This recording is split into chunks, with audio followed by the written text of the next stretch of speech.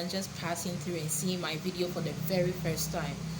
I know it's been a while that I've posted. There's been some ups and downs in my life. I was trying to solve, but I'm back again and for good. So happy new year. So as a midwife, I always get calls and I always get questions from people asking me, oh, I had sex this day, I don't know when I don't know if I'm going to get pregnant, I want to know my ovulation day, can you calculate my menstrual cycle for me and all that. By the way, don't have sex if you are not married. Live a moral life for God. So today I thought to do a video explaining the ovulation and the menstrual cycle. Let's dive right into it. So basically, every woman is born with a number of eggs that she's supposed to have, and every month one or more of these eggs are released. Nothing can stop that process unless menopause. So these eggs are supposed to be released for a sperm to meet them, and then fertilization and conception takes place. But once these eggs are released and then there is no sperm available, these eggs dissolve and then they come out as a blood that we see our menses every month. And mistakenly, people always think that ovulation begins exactly 14 days after your last period, but it is not like that. Ovulation, it depends on the length of your menstrual cycle. Some people can have their ovulation even before their menses ends, or they stop seeing the blood count. So there is this hormone known as the follicle stimulating hormone. This hormone goes to trigger your ovaries to release the egg. If this hormone is not there, your eggs are not going to be released. So this hormone will cause or trigger your ovaries to release your egg, and then that eggs come ready for a sperm. And if there is no sperm, then it just disintegrates and then comes out as blood. So let me just make this simple. If you started bleeding today, you count 10 days for your menses, for your bleeding. So just take 10 days, and that 10 days, if you bleed for 8 days, you have 2 days free before you get into ovulation. If you have you bleed for 6 days, you have 4 days free. If you bleed for 3 days, you have 7 days free. That is how it is. So from the 11th day, that's after that 10 days, your ovulation starts. After the 10 days, ovulation starts, and ovulation doesn't go on forever, because ovulation always comes for 7 days. The period of ovulation is basically 7 days, and the peak of ovulation is different for each woman. I may have my peak from that 7 days, from the 4th day in that 7 days. Someone may have it the first day, someone may have it the second day in that 7 days. So it's basically not the same. You just need to steady your body. How would you know that you're ovulating?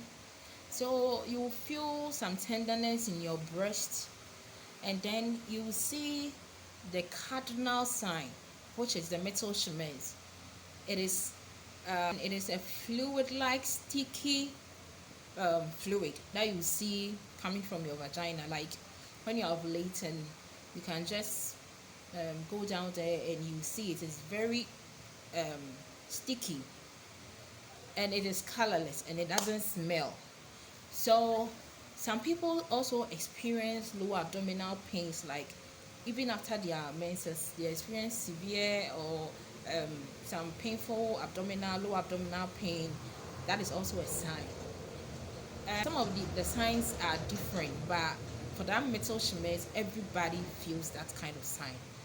It is a cardinal sign. Some people too also have the strong urge to have sex during ovulation. That is also a sign you can look out for. You may be feeling to have sex, like that strong urge, even though some people always have the urge whether ovulating or not.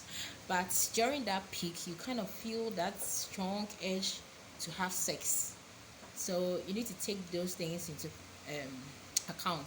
And then you see there is a hormone called the luteinizing hormone, and what it does is when it also triggers ovulation, and it rises at a point.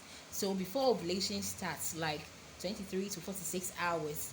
That's luteinizing hormones causes the ovulation process to rise up. It really rises up.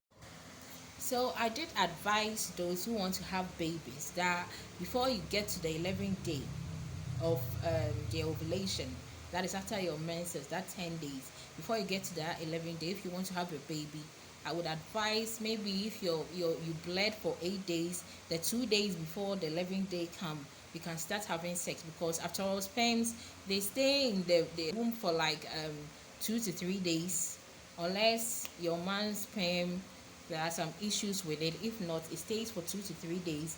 So if you, or you let your man deposit the sperm before your ovulation starts, I mean, as soon as the eggs come, then boom, they just meet. So I would advise those who want to have babies to consider that. So you can start having sex from your 3 days after the 10 days.